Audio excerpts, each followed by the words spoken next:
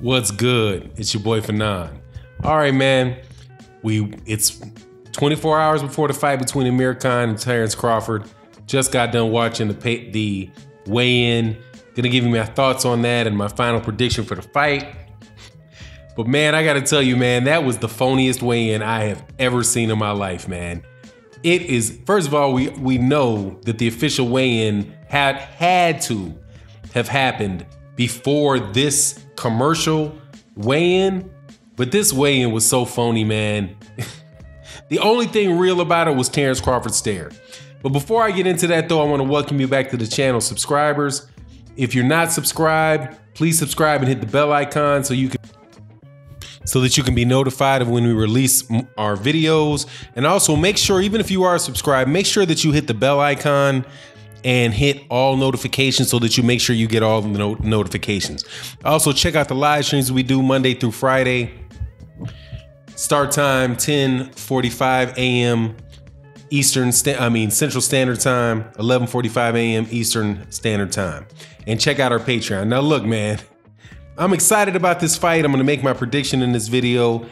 But before I get into that though, I gotta tell you, man, come on, man. Can we not be that phony in boxing? Okay, you come to a weigh-in and the weigh-in is on center stage with one scale.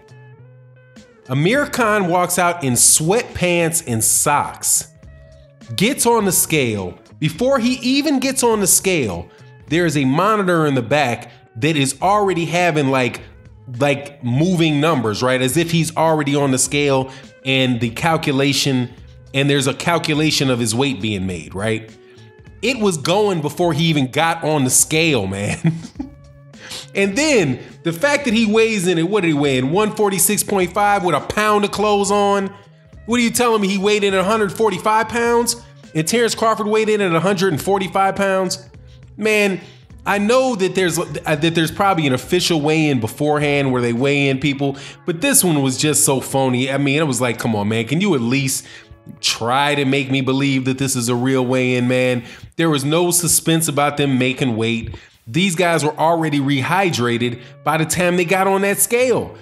Man, I've seen Terence Crawford weigh in. I've seen Amir Khan weigh in. Neither one of these guys went looking for any water. There wasn't anybody on the stage. And like I said, these guys were completely fully dressed when they went to the scale. And I'm gonna repeat this.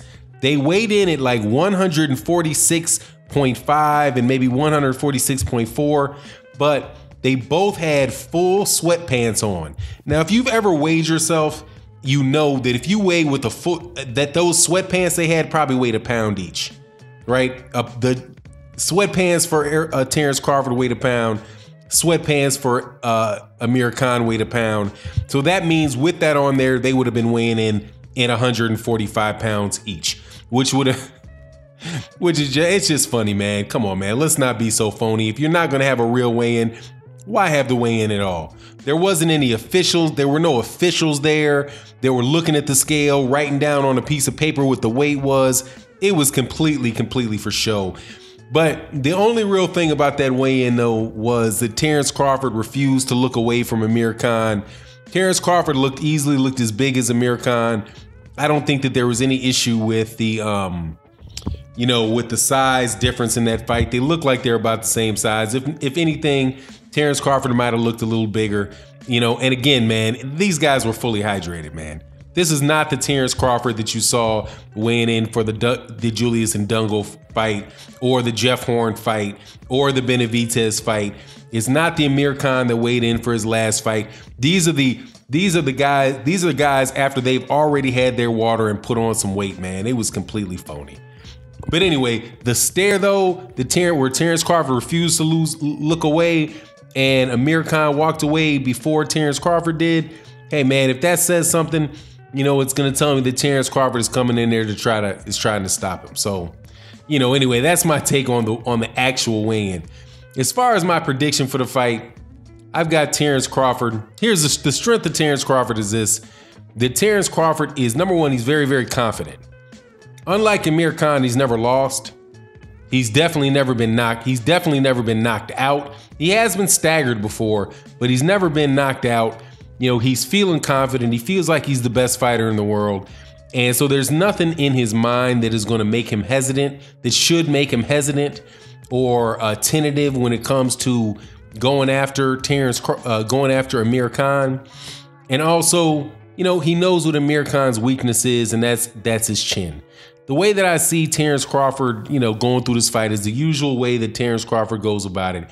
He's gonna, you know, over the first couple rounds, he's gonna kind of feel him out. He's gonna use a lot of feints, a lot of hand feints, a lot of shoulder feints, right? A lot of head feints to predict the movements of Amir Khan and see how Amir Khan is gonna react to certain types of shots. And as a result of that, he's it's going to take a couple rounds. Before that, he'll know what Amir Khan's going to do before Amir Khan does it. And then once he makes Amir Khan pay for certain shots, then he's going to make Amir Khan a little bit hesitant, or significantly hesitant, because he knows that Terence Crawford knows what he's going to do, and that might adjust his game plan. But eventually, you know, Terence Crawford is going to, you know, wind up trying to start a firefight with Amir Khan.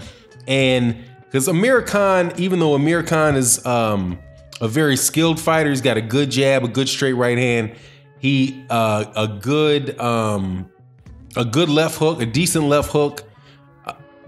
He's long, he's rangy.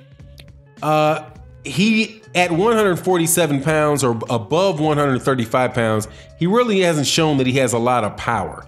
He has a good amount of speed, but not a considerable amount of power from what I've seen over the last few years from him. So I don't really see that that's going to keep Terence Crawford from doing what Terence Crawford likes to do, which is, you know, eventually start stepping up, putting the pressure, and trying to get to the point where he can hurt Amir Khan. And there's pretty much like a bullseye on Amir Khan's chin. So, you know, that's what I think is going to happen. His approach to the, you know, to the first few rounds, eventually, you know, stepping it up a little bit, after he knows what the reactions of Amir Khan are going to be, you know, basically find a way to set up, because he's fighting in this, more than likely he's going to be fighting in the southpaw stance. So with a right jab, he's going to try to probably set up a, you know, a right hook or a left. I think that uppercut, that left uppercut is what's going to do it. Some people say it's going to be the left right, the straight left, or even a right hook, I've heard. But, you know, now the other side of this, though, is obviously Amir Khan. Amir Khan, and from what I understand, and I have no reason to doubt that this is true, because he definitely fought early on in his career. He fought several southpaws.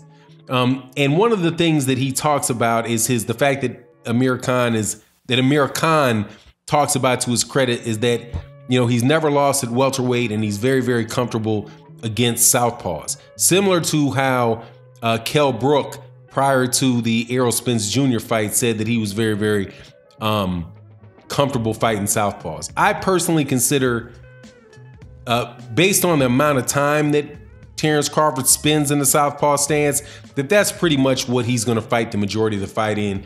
That's the majority of what he's done in his fights for the last several years. So Amir Khan, if Terence Crawford feels safe in that southpaw stance and feels comfortable, there's going to be a little less confusion on Amir Khan's part dealing with Terence Crawford fighting in the southpaw position. But, you know, inevitably, man, I just think that, you know, how do you say it? You know, the cat's out of the bag on Amir Khan, man, and it's just going to be a matter of time.